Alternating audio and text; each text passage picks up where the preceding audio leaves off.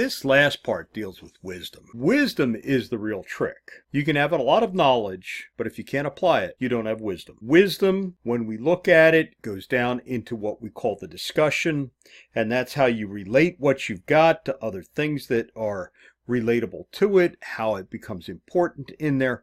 So when we're dealing with wisdom, it says we're dealing with being wise. Wise almost sounds like that why question, because in wisdom, what we're really doing is we're trying to figure out how things fit together in the bigger picture, which kind of gives us a why answer in there. Now, therefore, when somebody asks you a why question, they're really asking you for wisdom, which means how well can you take your answers and synthesize them together and come up with an intelligent discussion about it. When we look for wisdom, we have to look beyond just the standard knowledge. Wisdom is the quality of having experience, knowledge, and good judgment. You can have experience, you can have knowledge, but that doesn't mean you have good judgment about it. You can be absolutely excellent at bungee jumping. You can have a lot of experience and you can know how the whole thing works and, know what it does here and there. And some people would question whether or not you got good judgment, because a person with good judgment might not do that to begin with. So when you're looking at wisdom,